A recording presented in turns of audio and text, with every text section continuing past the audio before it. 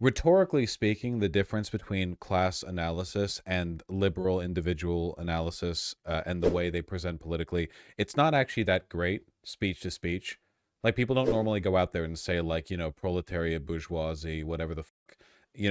Usually they use language that kind of like appeals to the common interest, and for that reason, the discourse gets limited to a set of terms and euphemisms that are acceptable in political discourse, and that means that it's kind of easy to conflate the populist with the institutionalist, with the technocratic, with the class-based, with the liberal individualist, whatever else.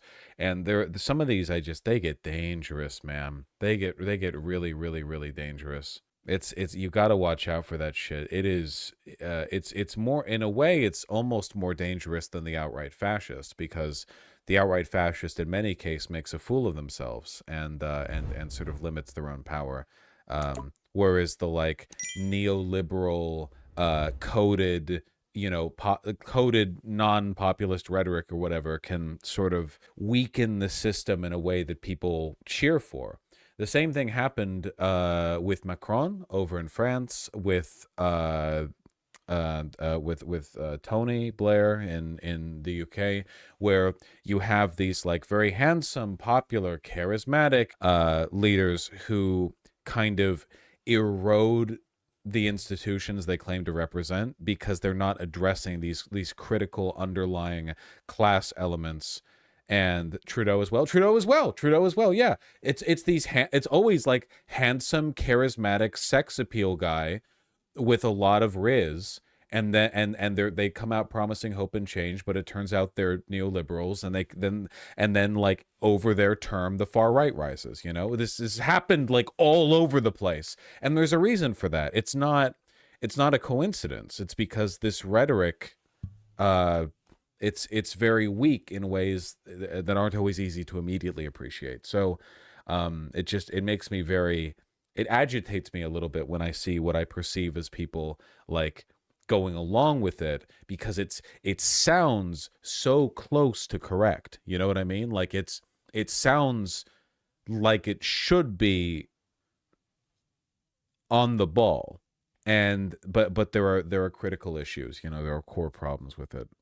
It's complicated, it's not like a hard line or anything. Why is hope and change associated with that? Well, hope and change kind of sounds like foo-foo, like foo-foo woo nothing, but also it's just because of Obama, right? Like, Obama, it's just like codified Obama language, so.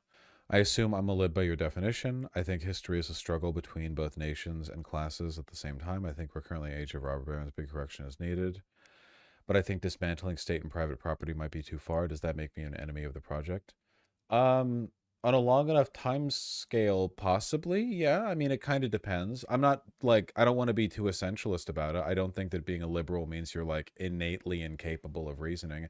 If you think history is a struggle between classes, though, you're applying, like, a dynamic of historical materialist analysis that is not liberal in its framework. So even if you're a liberal in the sense that you don't believe in literal communism, like, we have a shared analytical understanding of things that might allow us to parse out disagreements. It's not like an essentialist thing. I'm not saying I'm not an essentialist. Republicans can have their minds changed. Liberals can be agreed with and disagreed with, and meaningful decisions can be made. I'm just talking in generalities, which, again, I have to, because we're talking about, like, the effect that ideologies have on people.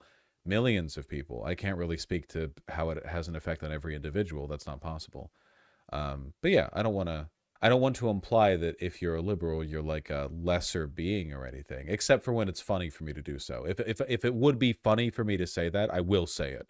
But in all sincerity, like, I think that there's a failure of analysis there. That's the main one. It's a failure of analysis. The analytical framework comes before the conclusions, because you arrive at the conclusions after applying the framework. And if the framework is flawed, the conclusions will also be flawed in many cases. It's possible that the conclusions end up being identical, even with a different or even worse framework, just circumstantially, right? But, you want to make sure the framework is solid. It's ideal. TBH, communism so far in the future. This channel isn't about pushing for communism. I don't talk about it. I think maybe in the future it'd be pretty PogChamp. I mostly talk about the analysis and things we can do now, you know?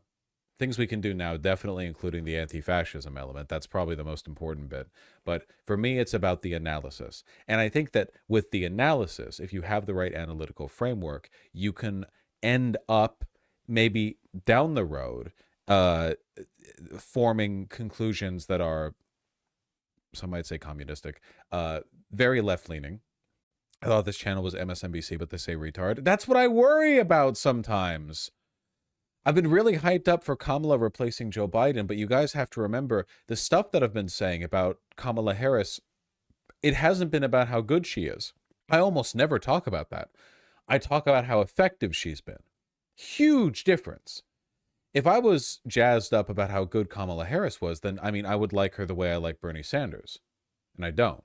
For me, it's been more, this is good strategy to win. And I want her to win, but there is, like, that's a big difference. And I worry as a consequence of that. I was criticizing Kamala Harris for what I consider to be like ineffective liberal economic policies when she did that talk like 5 days ago. And a lot of people in chat were mad at me like, I don't understand. Is he supporting Trump now? Why do you hate Kamala Harris? It's like, well, what the fuck? What the fuck? She's still a liberal, dog. Like, did you think we agreed on those issues? So I do worry sometimes that I come across like MSNBC, but we can say retard. I don't want to, but I also don't want to be one of those like LARPing lefty YouTube channels where every 5 seconds they have to remind their audience that they're a communist and they're better than you. You know what I mean? Like, oh, yay, I'm glad that Kamala Harris might be Trump, but just to let you know, Kamala Harris is still a servant of American imperial power and is complicit in the genocide of Gaza. Like, those things are true, but also I don't have to be cringe about it. But you guys should remember it. I just need like a placard that flashes every 30 minutes on stream. Just like I have a button, you know? Never forget, this is a socialist channel and Kamala Harris is a liberal cop. You know? Like, I don't know, something. It's true, but reductive and annoying. Exactly, exactly. Vaush, you still an anarchist? I think that my analysis and my morals are heavily informed by anarchist theory. But then when I talk to people who call themselves anarchists on Twitter, I find out that I'm a social, they don't say social fascist. I'm using the wrong, that's more of an ML thing. I'm like a fascist because I don't believe in growing your own tomatoes or whatever. And I don't know. I think that it's a good analysis. It's a good point from which to begin analysis, I think, you know? I think they got it going on. So still a libertarian socialist? Of course. At least your liberals in chat are pretty left-leaning despite our more economic disagreements in the long run. Yeah, again, like I said, like I'm not trying to encourage like groupthink here. I enjoy disagreements. Another thing that bothers me sometimes is when people in chat seem to believe that it is a bad thing for me to argue with chat. I have no idea how you could be in this community and think that. That's pretty crazy to me. I love arguing with chat, and I know for a fact that it's entertaining to people watching. So I don't know who's losing out on it. Like I don't know I don't know where the loss is in the you know equation when you balance it out on both sides of the equal sign. It's because you have fun banning us. I rarely ban, and when I do, it's usually for a day. Yeah, CJ Rex, one thing I definitely need to do, I need to finish the all of my beliefs bit. You know what I mean? Remember that was like a thing? I did 6 hours of that. Yeah, I need to finish that. Chat bug him about this. Chat, don't bug me about this. I don't ban people that often. Kane 111th. Could be also good to teach chat some more rhetoric.